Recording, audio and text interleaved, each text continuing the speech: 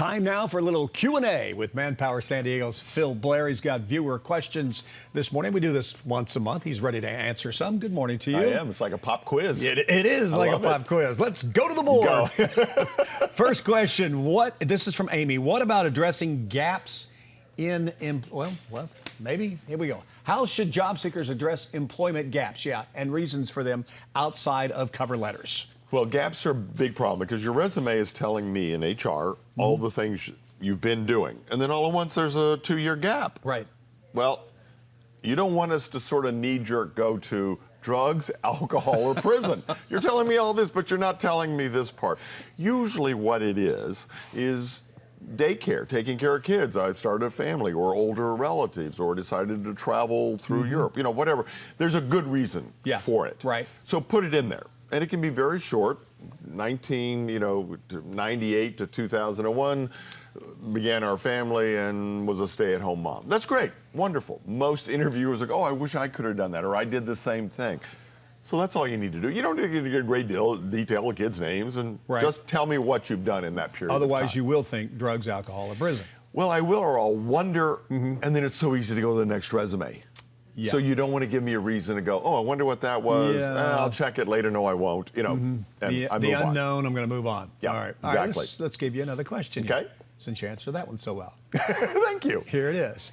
Are you seeing much stigma about new mothers who have taken time off, people who have had to take care of elderly parents or other family/personal matter? Again, this sort of gets to the same question about taking time off and being away from the workforce. It does, and it follows right on. There is no stigma against taking time off from your career, men or women, to take care of their family. You say that easily, but I think some women might disagree, maybe, that there is still sort of a stigma. Okay. But you're saying you're not seeing it so much. Let's talk about it. You will be 2, 3, 4 years behind in your career. Okay. Okay. Technology changes, the customer list changes, the programs of the company change. That's just fact. Yeah. And you're behind. So if you had 2 peers and you took 3 years off to do whatever, and come back, your peer will have a promotion, will be making more money, will have more responsibility, and just eyes wide open, that's the reality. So when we get into this pay gap, I get a little concerned. If you take 3 years, you don't come back exactly where you're. Now you can earn your way back. There's lots of things you can do to get back, but you're behind the 8 ball a little bit. And I just want men and women, eyes wide open, that is a reality, but it may very well be worth it. All right, so it's more the reality of the workplace, not a stigma, is what Absolutely. you're saying. All right, next question. Here we go. It is, how do you stand out when significantly more experienced candidates are being considered for the same job you're applying? Yeah, these other people might have a little bit more experience, so you're going to have to show maybe a little more mojo, something going on here. This is always a tough one. And young people coming out of college say this. Well, people with experience are getting the job. I don't have any experience. And how am I going to get it if I can't get the job? The older workers are saying they're hiring the younger people. They're cheaper. They know this technology stuff. They're more flexible, blah, blah. I want to go, neither one of you are getting a job with that attitude. You've got to brand yourself and why you're different. And if the job says 5 years experience doing something and you've got 1 year or not, tell me what you do have that overcomes that, that replaces that makes you more valuable.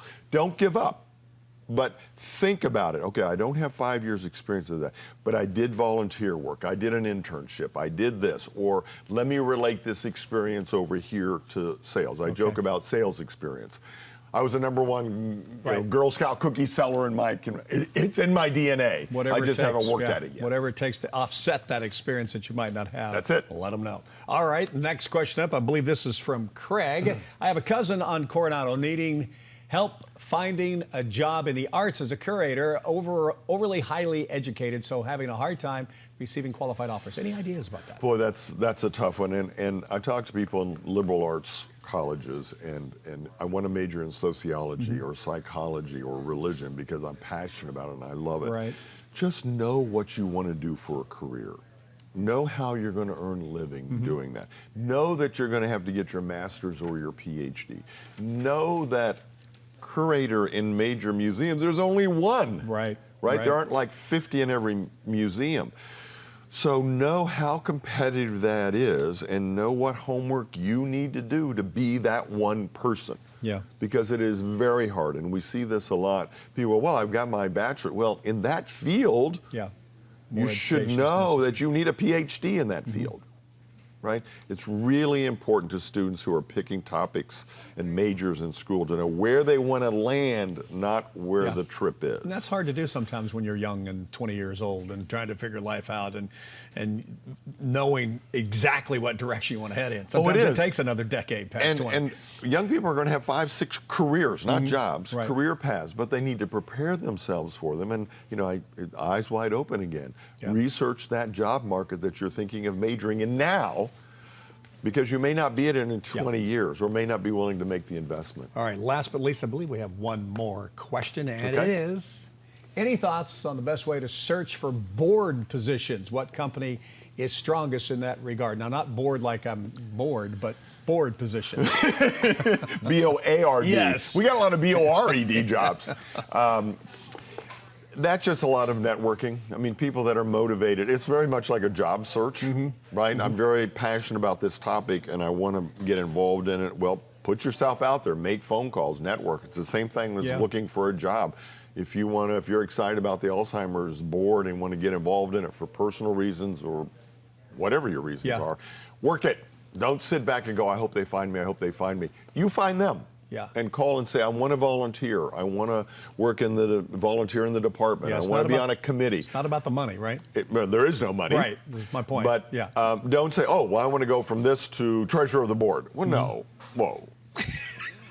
Volunteer with the work with the clients, volunteer on committees, build your database, and then you'll earn your way onto that Sounds board. like have the passion for it before you. Well, clearly have that Get because you're into going to it, work right? really hard for no money. Yeah. But the passion is in the heart. But manage your expectations. You don't go from they don't know you to the board position, but earn your way up. And you'll feel very good about doing that. A lot of times on boards, people go, I got involved in this because I like working with the clients. I mean, I did this personally with Planned Parenthood. I loved working with the clients. And then they kept promoting me, committees and chairs and board and chair of the board and another board. And it was like, whoa, what happened? Yeah, exactly. Bylaws and fundraising is not why I got involved. So watch that you don't, Peter's principle, keep getting promoted out of that. But this is fun to do. I love having our viewers write in our questions. Keep doing and it, I love to hear. How do they do it? Real quick. KUSI.com/jobs, and there's a spot there that you can make comments. Okay. And send them in, and we collect them, and I go through them, pick ones for today, and then we'll post these answers on the website also. Good. Okay. All right, we'll do it again in July then. Yes. Okay. We will. We'll see you back.